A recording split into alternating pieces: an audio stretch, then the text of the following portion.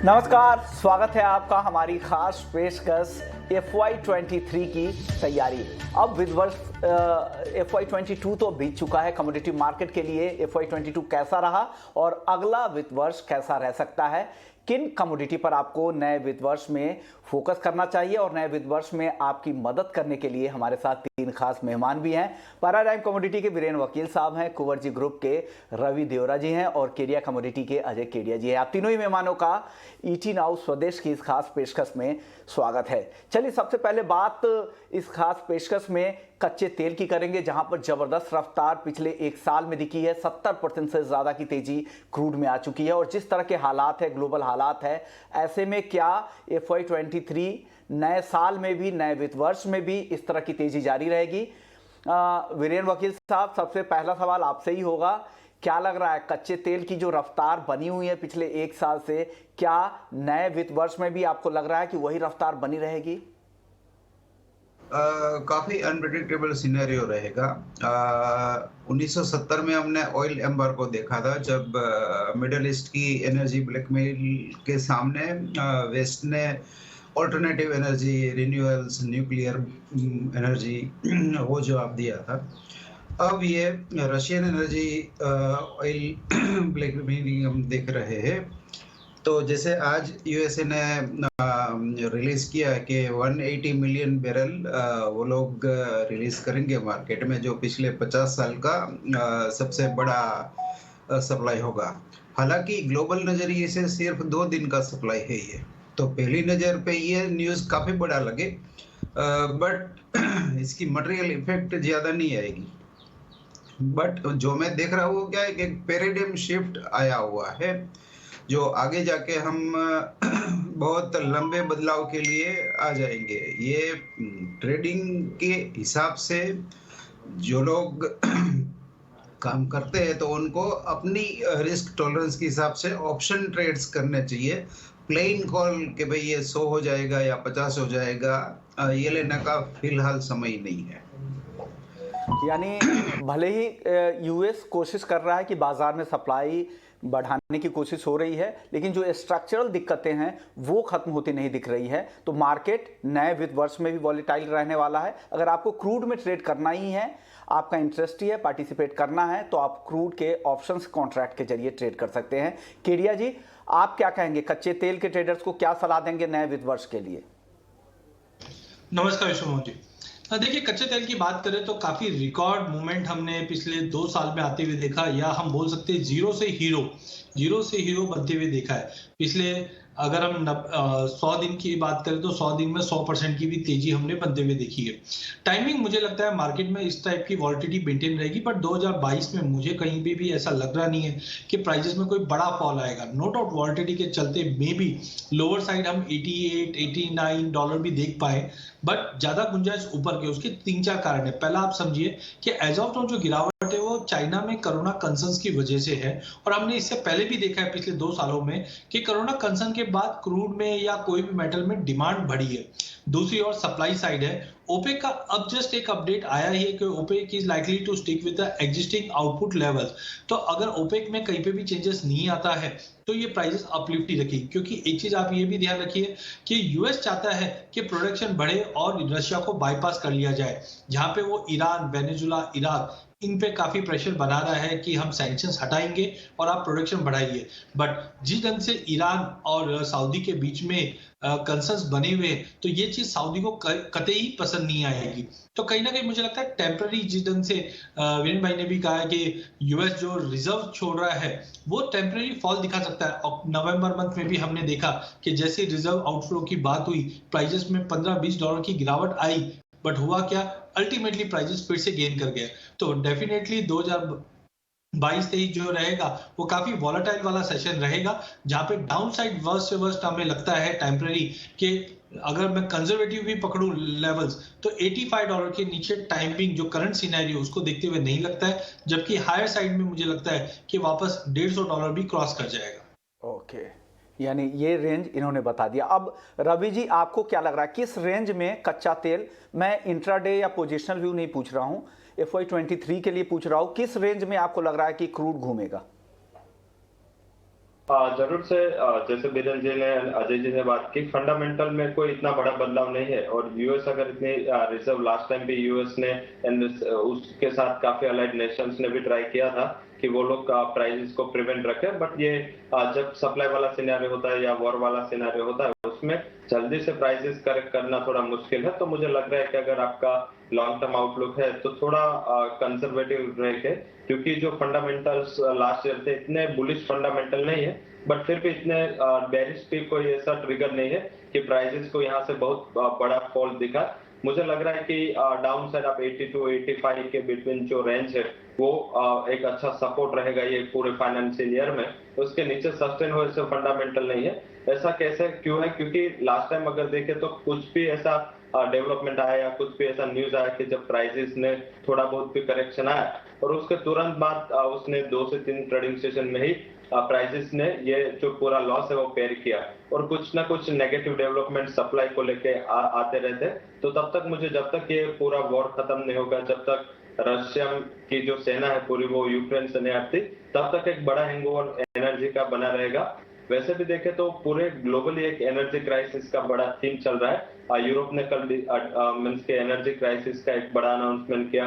India में भी power shortages के न्यूज आ रहे हैं। तो आई थिंक ये एक दूसरा फैक्टर है जो शॉर्ट टू मीडियम टर्म में पावर की डिमांड बढ़ेगी, क्योंकि जब जो ईस्टर्न नेशन है मींस लाइक इंडिया है, लाइक चाइना है, यहाँ पे जब ये समर होता है तब जो वेस्टर्न रीजन है वो हीटिंग डिमांड है, हमारे यहाँ कूलिंग डिमांड काफी अच्छे रहते हैं। तो आई थिंक जो इलेक्ट्रिसिटी डिमांड है वो काफी अपने चरम सीमा पे रहेगी।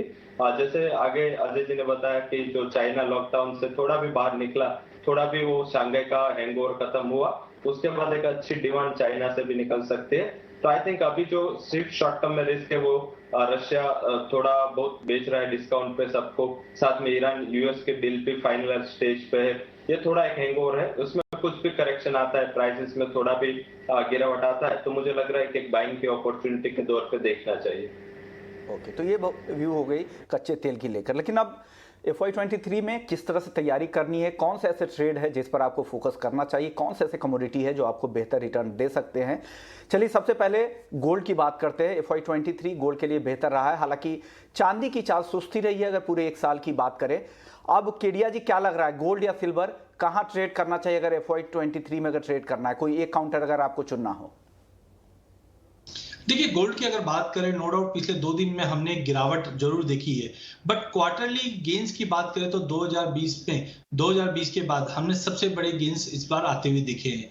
देखिए, लड़ाई बंद हो चुकी है, पीस टॉक चल रही है, जिसकी वजह से गिरा है, तो ये टेम्पररी फॉल है, बिकॉज वार प्रीमियम भी कम हुआ है। बट कभी भी हमने देखा है कि लड़ाई के बाद जो इंपैक्ट इकोनॉमी पे आता है वो लॉन्ग लास्टिंग आता है। इन्फ्लेशन में कोई कमी नहीं आई है, जहां यूएस में हम 40 साल पे, कनाडा में 30 साल पे, डोमेस्टिक मार्केट में भी एनर्जी इन्फ्लेशन डबल डिजिट के ऊपर हो चुका है। ये कहीं ना कहीं कंसर्निंग है जो गोल्ड को सपोर्ट करेगा। और गोल्ड में हमने पहले भी देखा है कि जो रैली बनती है वो लंबी रहती है। बट वहीं अगर गोल्ड सिल्वर रेशियो की बात करते हैं तो ये कहीं ना कहीं एक राउंडिंग टॉप बनाता हुआ दिखाई दे रहा है। तो आई थिंक यहाँ पे हम एक बड़ा करेक्शन देख सकते हैं गोल्ड सिल्वर रेशियो में, जो करीबन 62 तक जा सकता है, जिसका मतलब है गोल्ड के मुकाबले चांदी ज्यादा आउट परफॉर्मिंग करेगी।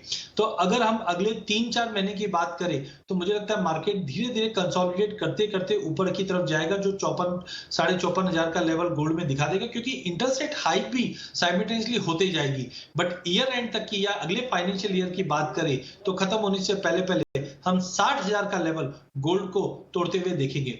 वहीं चांदी सोने के मुकाबले ज्यादा तेज इसलिए भी है क्योंकि इंडस्ट्रियल कंजम्पशन भी है और आउटपुट में भी हमें लगता है कि धीरे धीरे थोड़ा सा ड्रॉप जो देखा गया है ये प्राइसेस को सपोर्ट करेगा। टेक्निकली 28 और $30 काफी इंपॉर्टेंट हर्डल्स है। एज ऑफ नाउ हमें लगता है कि एक बार $30 का लेवल इंटरनेशनल में तोड़ता है तो कहीं ना कहीं 44 से $45 तक का लेवल दिखा दे। वहीं डोमेस्टिक मार्केट पे बैर मिनिमम की अगर हम बात करें अगले फाइनेंशियल ईयर खत्म होने से पहले तो हमें लगता है चांदी 1 लाख का लेवल आराम से क्रॉस कर जाएगी, जो करंट फंडामेंटल दिखा रहा है। 60,000 गोल्ड के लिए और 1 लाख तक चांदी जा सकती है, ऐसा केडिया जी मानते हैं। गोल्ड और सिल्वर पर बीरेन जी आपका व्यू क्या होगा FY23 के लिहाज से? बुलियन सेक्टर पे मुझे खास अपील नहीं है। मेरा फोकस अगले 4-5 महीना एग्री स्पेस में रहेगा। क्योंकि मॉनसून प्ले है तो नॉर्मली मैं वेदर प्लस एग्री स्पेस में जो वॉर रिलेटेड जो डिसरप्शंस आया है उस पे प्ले आउट करना प्रेफर करूंगा। साथ ही साथ कहीं मुझे फूड इन्फ्लेशन है उसको हेज करने की भी कोई अपॉर्चुनिटी मिलेगी तो सोना चांदी रिटर्न दे सकता है, बट मेरे डिश में वो नहीं है। मेरे डिश में एग्री स्पेस रहेगी। वापस से आएंगे और आपसे एग्री मार्केट का की चाल पर के बारे में भी आपसे जानने की कोशिश करेंगे। रवि जी, बुलियन मार्केट पे आपका व्यू? जरूर से मुझे लग रहा है कि यहाँ पे ज्यादा फोकस सिल्वर पे करना चाहिए, क्योंकि यहाँ पे क्या होता है, इफ एंड बट्स काफी है। अगर गोल्ड में कुछ नेगेटिव डेवलपमेंट इंटरनेशनल मार्केट में ड्यू टू दिस वॉर आता है तो I think as safe haven demand bullion में एक अच्छा लेवल बनता है। बट अगर रिवर्स हुआ तो गोल्ड वॉलेटाइल हो सकता है। अगर ये वॉर के लिए पॉजिटिव डेवलपमेंट आए या आगे जाके इकोनॉमी के लिए थोड़ा पॉजिटिव डेवलपमेंट आए तो गोल्ड में थोड़ी वॉलेटिलिटी शायद आपको देखने को मिल सकती है। टिल ऑगस्ट प्राइजेस में कंसोलिडेशन में एक्सपेक्ट गोल्ड में कर रहा हूँ, बट सिल्वर में दोनों साइड से सपोर्ट है। सिल्वर में बेस मेटल्स का भी सपोर्ट है। बेस मेटल अपने रिकॉर्ड हाई पे चल रहे हैं तो उसका भी एक इंडस्ट्रियल डिमांड भी, जैसे अजय जी ने बात की, तो वो भी एक अच्छा फैक्टर है जो आगे जाके सपोर्ट करेगा। तो अगर नेक्स्ट फाइनेंशियल ईयर का कोई दोनों में से एक प्रेफरेंस देना है तो मैं सिल्वर को प्रेफर करूंगा। लेवल स्पेसिफिक मुझे लग रहा है कि 65,000 66,000 के बिटवीन एक अच्छा सपोर्ट रेंज है, वहां पे एक्यूमुलेट करे। 60,000 का शॉर्ट टर्म में ध्यान रखे, वो काफी बड़ा सपोर्ट लेवल के दौर पे काम कर सकता है क्लोजिंग बेसिस पे। और आगे जाके मेरा ये मानना है कि फाइनेंशियल ईयर में 82,000 तक के लेवल आपको सिल्वर में देखने को मिल सकते हैं। तो कंपेरेटिव बुलियन कॉम्प्लेक्स में वैसे तो इसको सेफ हेवन ही कहा जाता है, बट मुझे फिर भी सेफ्टी ऐसा लग रहा है कि सिल्वर में ज्यादा है, क्योंकि आगे जाके डेवलपमेंट्स कुछ भी होए तो दोनों साइड का लेवल होगा, या तो पॉजिटिव होगा तो भी उसको इंडस्ट्रियल मेटल के डिमांड से एक अच्छा सपोर्ट मिलेगा। अगर नेगेटिव होगा तो गोल्ड उसको सपोर्ट करेगा। तो मुझे लग रहा है कि सिल्वर को प्रेफरेंस देना चाहिए। सिल्वर इनकी प्रेफर्ड बेट है और लग रहा है कि 82,000 भी नए वित्त वर्ष में चांदी जा सकती है। चलिए बात कर लेते हैं बेस मेटल्स की। केडिया जी, बेस मेटल्स में अगर कोई टॉप ट्रेड, कोई एक काउंटर आपको चुनना हो FY23 के लिए तो किस काउंटर के साथ आप जाएंगे? देखिए, बेस मेटल में वैसे अगर देखा जाए तो सबसे बढ़िया रहता है कॉपर, बिकॉज इसके यूसेज और लीडर बोलते हैं हम पूरे बेस मेटल में। और डेफिनेटली मुझे लगता है कि कॉपर अभी भी दमखम रखता है कि ये वापस 860 तक का लेवल दिखा दे। बट ज्यादा लंबा व्यू बेस मेटल में इसलिए नहीं ले पाएंगे बिकॉज अभी तक की जो तेजी थी वो सप्लाई डिस्टर्बेंस की वजह से थी, कि जैसे हमने एनर्जी क्राइसिस आते हुए देखा और कहीं ना कहीं सप्लाई कंसर्न्स था जो प्राइसेस को सपोर्ट कर रहे हैं। तो मुझे लगता है कि पहले 3-4 महीने बेस मेटल में तेजी रहेगी, जिसमें कॉपर और एल्यूमिनियम मेरे टॉपिक रहेगी। और सेकंड मतलब अगले 4-6 महीने के बाद देखेंगे तो यहाँ पे सप्लाई अच्छे से रिकवर होते हुए दिखाई देगी, जिसका मतलब है मार्केट अगले 2-3 महीने की व्यू लेकर ही चलिए। तो जहाँ पे कॉपर मुझे लगता है 860 तक का लेवल दिखा सकता है टाइमिंग, एंड एल्यूमिनियम की बात करें तो मुझे लगता है 320 तक का लेवल दिखा दे। तो ये दो कमोडिटी पिकअप कर सकते हैं, बट ध्यान रखिए first half of financial year ये तेज रहेंगे। सेकंड हाफ में डिमांड तो रहेगी बट सप्लाई भी काफी अच्छी इंप्रूव होते हुए दिखाई देगी, जिसके चलते प्राइसेस में फिर से दबाव बन जाएगा। उनमें दो पिक है, लेकिन कॉपर इनकी टॉप पिक है जहां पर 860 के लेवल भी दिख सकते हैं। रवि जी, आपको कोई अगर एक ट्रेड चुनना हो FY23 के लिए पूरे भी बेस मेटल्स में तो आप किसके साथ जाएंगे? हाँ, मेरा प्रेफरेंस एल्यूमिनियम पे ज्यादा रहेगा। एल्यूमिनियम बास्केट की बात करें तो वहां पे एक मुझे लग रहा है कि जो उसकी इन्वेंट्रीज है वो रिकॉर्ड लो पे है। अभी 6,70,000 के करीब इन्वेंट्रीज एलएमई में है। साथ में शंघाई में भी अगर सोशल इन्वेंट्रीज भी देखे तो उसमें भी कंटिन्यूअस गिरावट आई है। तो मुझे लग रहा है कि कंपेरेटिव अगर बेस मेटल में थोड़ा जाना है तो सेफ्टी वाइज एल्यूमिनियम अच्छा कॉमोडिटी हो सकता है। साथ में जो ऑस्ट्रेलिया ने रशिया पे जो एक्सपोर्ट पे एल्यूमिनियम कैथोड्स पे जो प्रतिबंध दिया है, एल्यूमिनियम ओर पे जो प्रतिबंध दिया, तो इससे क्या होगा कि आगे जाके रशिया एंड साथ में जो जहां जहां कंसर्न चल रहे हैं वो टोटली 15% यूरोजोन को भी हम काउंट कर ले तो वर्ल्ड की डिमांड का 15% वहां कैटर होता है। और आगे जाके थोड़े एनर्जी क्राइसिस यूरोजोन में चल भी रहे और जो सप्लाई रिलेटेड अभी डिस्टर्बेंस नहीं, फिर भी काफी जो कैपेसिटी से एल्यूमिनियम में वो कट हुए, वो चाइना देखे या आप यूरोपियन रीजन देखे, तो मुझे लग रहा है कि वहां पे एक अच्छा फंडामेंटल वाइज ट्रिगर बन रहा है। लेवल स्पेसिफिक बात करें तो 273 से 275 तक इसको बाय करना चाहिए। मेरा स्टॉप लॉस 258 का रहेगा और लग रहा है कि ये शॉर्ट टर्म में मींस के मेरा भी 3 से 6 महीने का ही आउटलुक है। 302 से 310 तक के टारगेट आपको एल्यूमिनियम में देखने को मिल सकते हैं। यानी एल्युमिनियम इनकी पिक है और कॉपर और जिंक केडिया जी की कॉपर और जिंक केडिया जी की तरफ से। बीरेन जी, अब आप बताइए बेस मेटल्स में आप कौन से 2 टॉप ट्रेड आपकी तरफ से? जिंक में प्रेफर करूंगा। ये ईवी में इंडस्ट्रियल बैटरीज और स्टैटिक स्टोरेज जिसको बोलेंगे, इसके लिए अच्छी मेटल है। साथ ही क्रॉप न्यूट्रिएंट्स के लिए भी ये अच्छा सा सोर्स है, जिंक सल्फेट स्पेशली। और मेडिसिनल यूज भी है थोड़े इसके, जो पैंडेमिक में देखे गए थे। हालांकि फिजिकल मार्केट काफ़ी टाइट है, बैकवर्डेशन है इसमें, इन्वर्टेड मार्केट जिसको बोलते हैं। तो ये पहली बेट मेरी जिंक की रहेगी। दूसरा, मुझे हल्का फुल्का नियर टर्म बाइंग कॉपर में भी मैं प्रेफर करूंगा। कॉपर की रेंज मेरी रहेगी 810 से 850 तक की, 2-3 महीने का नजरिया है।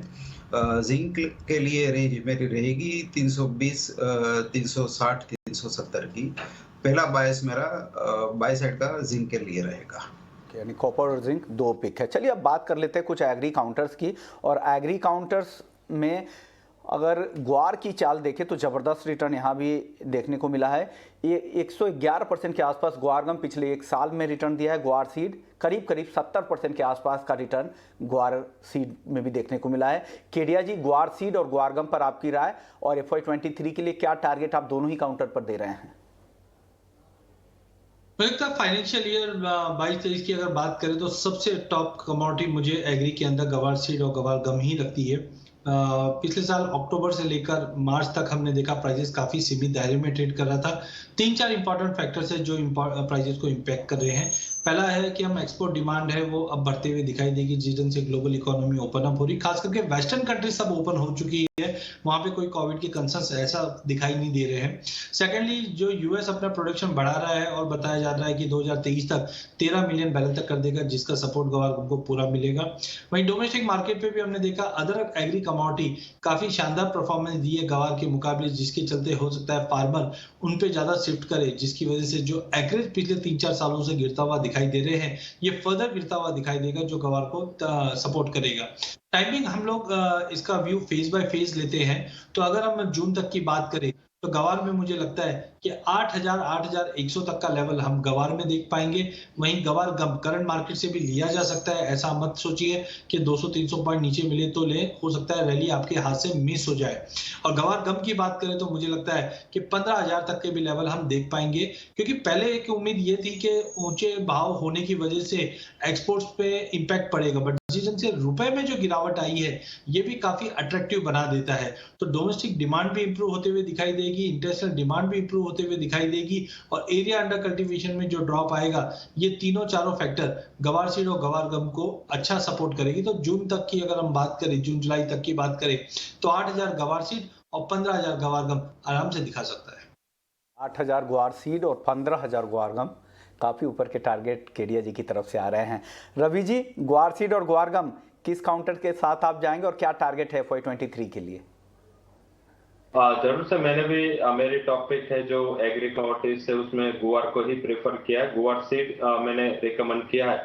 शॉर्ट टर्म के लिए मुझे लग रहा है कि 6,000 के स्टॉप लॉस के साथ उसको बाय किया जा सकता है। अपर साइड 6,650 से लेके अगर मींस के 2 से 3 महीने का आउटलुक है तो 6,650 मेरा टारगेट रहेगा।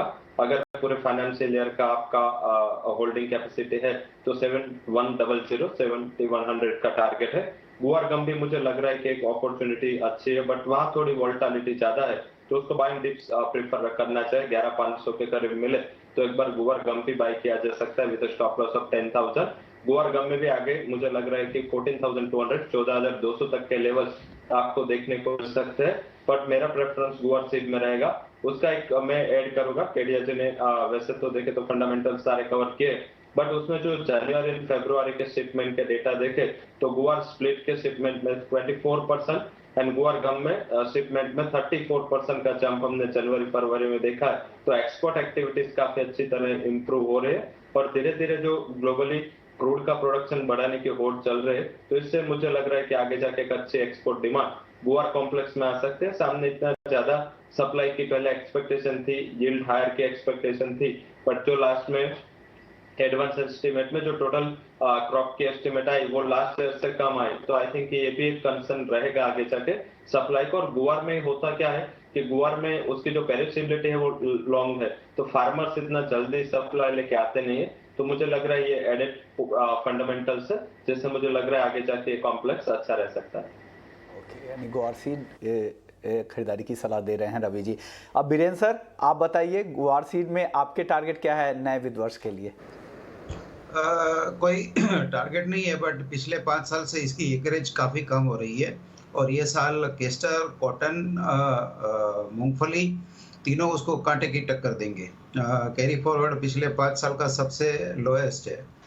मॉनसून के आधार पर और बुआई के समय मींस अगस्त सितंबर में प्राइसेस कैसे रहते हैं उन पर ये आधार है कि गवार अपना हिस्सा बुआई का कॉटन से या केस्टर से छीन सकता है या नहीं। अगर छीनने में नाकाम रहा तो यहाँ से काफी सब्सटेंशियल ऊपर जा सकता है।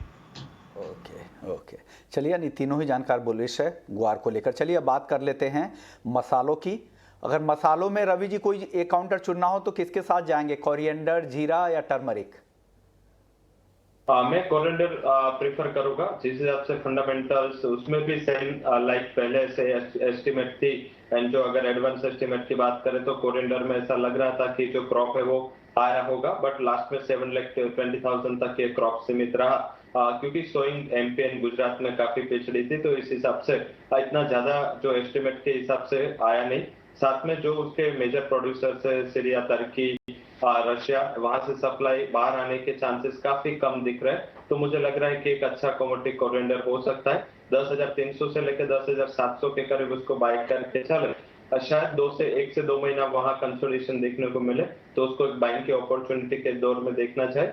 9,500 का आप स्टॉप लॉस लगा सकते हैं। मुझे लग रहा है 12,500 तक के लेवल आपको कोरिएंडर में देखने को मिल सकते हैं। यानी 11,800 के टारगेट दे रहे हैं और जो स्टॉप लॉस लगाना है वो है 9,500 का। अब बीरेन जी आपको अगर चुनना हो तो क्या चुनेंगे स्पाइसेस में आज? फिलहाल सभी स्पाइसेस थोड़े ओवर ईटिंग मोड में है। मंडियां भी बंद है मार्च एंडिंग को देखते हुए, और फिर अगले 2 वीक में कैसी अराइवल रहती है धनिया और जीरे की। बट शायद मेरा फोकस अगर टीएमसी 8,500 के आसपास मुझे थोड़ी बाइंग में दिलचस्पी होगी। धनिया में मार्केट वो क्राउडेड ट्रेड बन गया है, means everybody and his brother are bullish, तो सब लोग तेजी में है ना, तो इसलिए मुझे इसमें अर्लियर मेरा मन तेजी का था, बट अब मुझे ऐसा लग रहा है कि थोड़ा क्राउडेड ट्रेड बन गया है। और जीरा का मेरा बाइंग कंफर्ट 17,800 18,000 के आसपास है, बट प्राइस अभी काफी ऊपर है, तो इस लेवल से ये बुल मार्केट को मैं चेज करना प्रेफर नहीं करूंगा। ओके, चलिए अब स्पाइसेस के बाद अब बात कर लेते हैं कॉटन और कॉटन केक। किडिया जी, कॉटन और कॉटन केक में क्या आपका व्यू है? कॉटन केक का आपने जो हमारे पिछले स्पेशल शो थे उसमें जो आपने टारगेट दिया था वो आप अचीव भी कर चुके हैं। अब नया टारगेट FY23 के लिए कॉटन केक में क्या दे रहे हैं? बिल्कुल विश्वमोहन जी, जैसे हमने सितंबर में आपके चैनल पे कॉटन सीड ऑयल केक बताया था उसी तर्ज पे चला। नो डाउट 4,000 की हमारी एक्सपेक्टेशन अभी भी बनी है कि अगले 15-20 दिन का टाइम और बाकी है जहां पे कॉटन सीड ऑयल केक दिखा सकता है। बट दोनों ही काउंटर काफी इंपॉर्टेंट हो जाते हैं, अगले महीने एक रिव्यू करना चाहिए। बट एक प्रिलिमिनरी अगर हमने जो एनालिसिस किया है यहाँ पे काफी चौंकाने वाले फिगर्स हमने कॉटन में आते हुए देखे हैं। पहला अगर हम फेज बाय फेज जाते हैं तो पहले फेज में तो मुझे लगता है कि 45,000 का लेवल कॉटन दिखाने के बाद एक करेक्शन ले सकता है ऑन दी एक्सपेक्टेशन कि ऊंचे भाव के चलते स्विंग बढ़ेगी। बट कहीं ना कहीं मुझे आशंका लगती है कि ऊंचे भाव के बावजूद हम कोई बड़ा स्विंग नहीं देखेंगे क्योंकि फर्टिलाइजर कॉस्ट काफी ज्यादा है। मॉनसून पे डिपेंडेंसी काफी एक्सपेक्टेशन है कि मॉनसून काफी अच्छा रहेगा, बट ऐसा लग नहीं रहा है। एंड लास्ट मुझे लगता है ये एक्सपेक्टेशन को देखते हुए प्राइजेस के अंदर 15-20 अप्रैल के बाद एक करेक्शन ले सकता है, मे बी 30-31,000 का लेवल दिखा दे। बट ध्यान रखिए अगर ये जून में 31,000 का लेवल ब्रीच करके नहीं गया और वहां से रिकवर कर जाता है तो इंटरनेशनल के हिसाब से मैं बता के चलता हूं कि $2 का भी लेवल हम 2022-23 के बीच में देख पाएंगे। तो ओवरऑल 2 महीने का एक हो सकता है कि 15 अप्रैल के बाद एक करेक्शन कॉटन में हम देख ले या कॉटन सीड ऑयल केक में भी देख ले। बट कहीं ना कहीं कॉटन अगले साल के लिए पूरी अच्छे से तैयारी करके चल रहा है। 2-4 फैक्टर्स और है जिसके लिए रिव्यू करना बहुत जरूरी है अगले 1.5-2 महीने के अंदर। बट अगर ये इनलाइन चला जो हमने एक्सपेक्ट किया है तो 200 सेंट या $2 का लेवल हम कॉटन में बिल्कुल देख पाएंगे अगले फाइनेंशियल ईयर में। अब चलिए अब कैस्टर की बात कर लेते हैं। जिस तरह के उत्पादन के नए नंबर्स आए हैं वो काफ़ी कम है। केडिया जी कैस्टर को लेकर क्या टारगेट दे रहे हैं? देखिए कैस्टर में अगर हम देखें तो प्राइजेस काफी कंसोलिडेट कर रहा है पिछले 1 महीने के अंदर। क्रॉप साइज छोटी होने की वजह से बिल्कुल प्राइजेस को अच्छा सपोर्ट मिल रहा है। बट वहीं अगर हम चाइना को देखते हैं तो चाइना में जिस ढंग से लॉकडाउन लगा है ये डिमांड पे इम्पैक्ट करता है। जैसे कि हम जानते हैं कि कैस्टर ऑयल का सबसे बड़ा मार्केट हमारे लिए चाइना है, जिसके चलते ये डिपेंडेंसी काफी इंपॉर्टेंट है। तो इसी को देखते हुए मार्केट कंसोलिडेट जरूर कर रहा है बट फंडामेंटल अपनी जगह पे काफी मजबूत है, क्योंकि 9-10 दिन के बाद जब चाइना ओपन होगा तो डेफिनेटली डिमांड और इंप्रूव होगी। तो थोड़ा सा 3 से 6 महीने का अगर व्यू लेके चलते हैं तो मुझे लगता है जब तक प्राइजेस 6500 6600 के ऊपर मेंटेन है, अप साइड में इमीडिएट टारगेट तो 7800 का है, बट कहीं ना कहीं 8 से 8200 तक के भी लेवल हम देख पाएंगे। डिमांड अच्छी मेंटेन रहेगी सेकंड हाफ के अंदर। अच्छी तेजी की उम्मीद है। जो टारगेट दे रहे हैं नियर टर्म का वो है 7800 का। शुक्रिया केडिया जी आपका, बीरेन जी आपका, रवि जी आपका। आप तीनों ने वक्त निकाला और FY23 की तैयारी कैसे करनी है, कौन से कमोडिटी में आपको ट्रेड करना है, किस पर फोकस करना है, तमाम पहलुओं पर आप लोगों ने चर्चा किया। तो हमारी खास पेशकश में फिलहाल इतना ही, लेकिन आप बने रहिए हमारे साथ। ब्रेक के बाद भी खबरों का सिलसिला चलता रहेगा। नमस्कार।